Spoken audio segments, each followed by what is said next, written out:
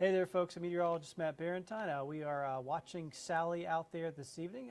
We are tracking this for you as it heads our way, and we'll be dealing with this here before too long. And it's going to be bringing a lot of rain. I think that's really the bottom line that everybody sort of needs to get into their heads, that we will be looking at a lot of rain coming with Sally. Once again, hey folks, I'm meteorologist Matt Barrentine. Thank you so much for joining us here on our Facebook page and also on our YouTube page. So here's Sally. Winds at 60 miles an hour. This is the latest advisory of about an hour ago. Winds have held constant through most of the day. It started at 50 this morning. It got up to 60, and it's held there through the day. But we are seeing some changes here tonight. There are definitely some changes that we're looking at here with this system. For one, it's becoming better organized. And almost all the storminess was on the right-hand side of it. Now it's beginning to stack itself a little better. We talked about this earlier. If you've caught one of these earlier pieces here, was talking about this storm. It wasn't stacked vertically very well. See, we look at these are two-dimensional, but a system like this, a tropical system, has got 3 dimensions, and it needs to be stacked up vertically before it can really develop. And that's what it's trying to start to do tonight, which was expected. So it's beginning to do that. It's beginning to get itself better organized here. All right, so what we're looking at here is the radar of the storm, and the center of it now is just south of Panama City, and starting to see some of these storms wrap around. That's another sign there too that it's starting to wrap itself around, becoming a better vertical structure. We've had some showers and storms. Boy, it got really heavy for a brief amount of time. Not really. You go out there and you get one of these squalls that goes by, and they get real heavy for a brief amount of time. That's what we're going to be dealing with for several days now. So a lot of heavy rain out there here for us, and we'll have more of that in the days to come. All right, so I'm going to talk about some of the changes that we're looking at here. There are some real significant issues coming up with the forecast track, and there's a reason why we're going to be talking about it. Right now, the system is out here. Okay, so that's where it is right now. This is the upper level winds, these white lines. You see these are the winds up at 30,000 plus feet where planes fly. And you look here over Louisiana, you don't see much wind out there, 30,000 feet up right now. I'm going to fast forward this. This is tomorrow afternoon. Here is the storm just due south of us. That's it spinning right there. And now look at the winds over Louisiana. They're coming due west, and this was anticipated. And what it's doing is it's pushing against this storm, stopping it, slowing it down. So that's why this thing's going to basically come up to a crawl. It may even completely stall. And when storms get that slow or they stall, forecasting their exact path becomes extremely tricky. Over here, there's also, see that clockwise spin, that's a ridge. And it's going to be trying to push this thing to the north. So this is pushing it back to the east. This is pushing it north.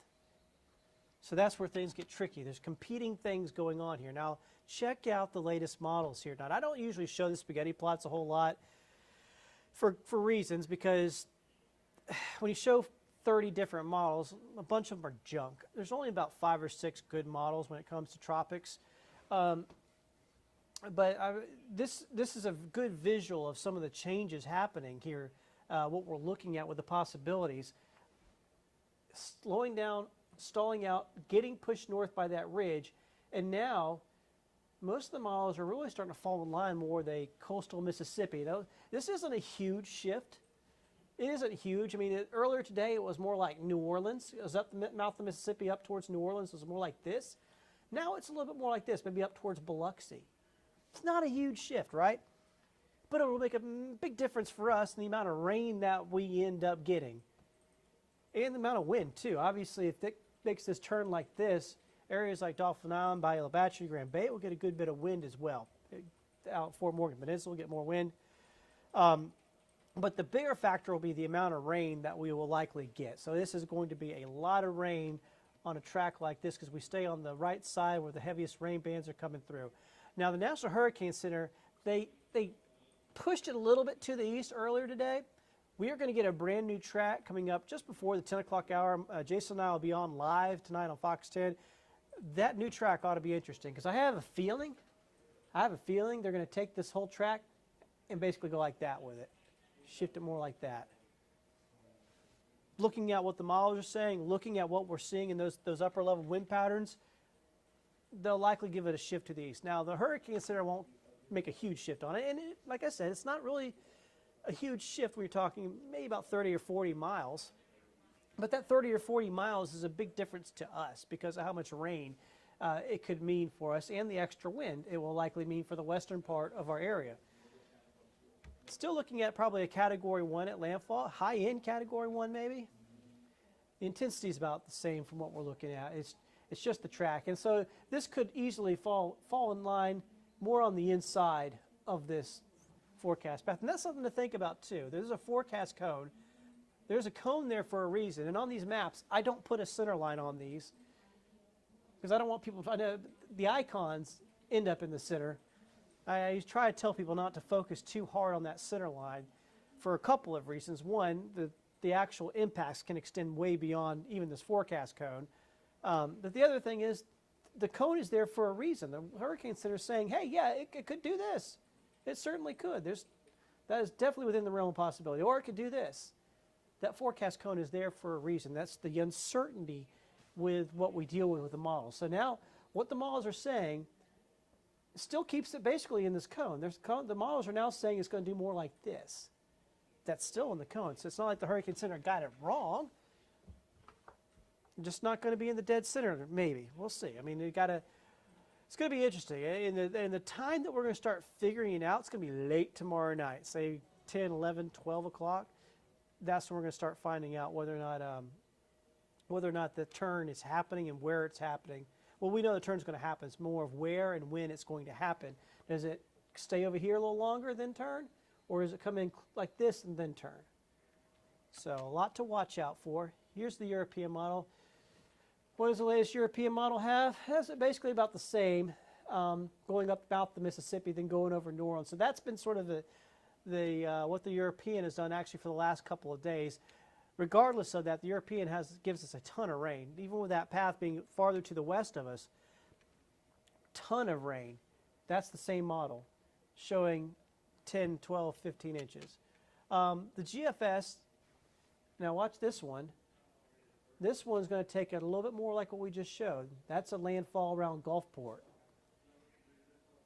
That's what the GFS is showing. So, and people I know always ask me, well, or some people know this, and generally in years past it was always we go with the euro.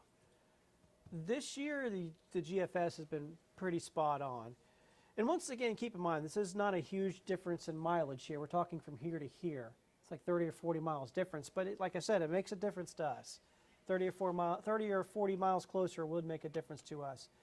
That GFS solution there going into Gulfport would give us a lot more wind, especially in areas like Dauphin Island and Fort Morgan Peninsula. So that's that. I'm going to go beyond. Let me show you one more thing here real quick. So I showed you sort of one of the model runs of the rainfall estimates. And the models go back and forth a lot. So we like to make a manual one.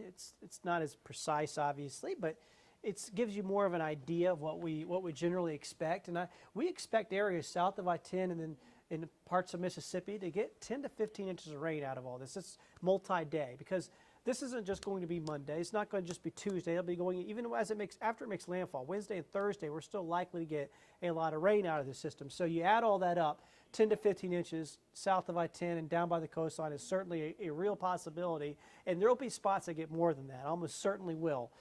Just depends on exactly how the rain band's set up. And then once you get north of I-10, there's going to be an area that gets probably about 6 to 10 inches of rain. And then our inland areas will get the least, but they could still get as much as 6 inches. And spots could get higher than that, okay?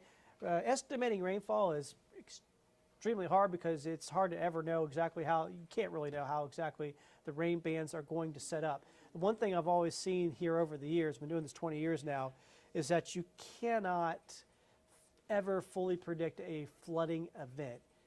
It kind of happens in real time. You kind of look at it and kind of realize, wait a minute, these rain bands are setting up over the same place over and over and over again. And then all of a sudden you got to go, uh-oh, well, we are starting to see flooding. And this is the setup where that certainly can happen, okay? We don't know exactly which communities will get impacted the worst. Nobody knows that exactly, but we know that possibility is out there. So there is something to watch out for. So Jason and I got to go because Jason's about to jump on the graphics. He's doing an update here at 8:30 on Fox 10 News. So if you want to check out Fox 10 for that. Of course, we'll have the show at 9. We'll be going all through the hour. A lot more updates on all this stuff. We'll be bringing you all the details. So please join us, and we'll keep you up to date. Michael will be in all through the morning tomorrow. We'll be all back tomorrow in the afternoon and evening. Like I said, because I think the critical time tomorrow night during the 9 o'clock show, critical time because we'll be watching for that turn of the storm, and that'll tell us a lot about what it'll end up doing. So stay with us. Stay tuned to Fox 10. We'll definitely keep things going for you, keep tracking the storm for you. Have a good one. See you soon.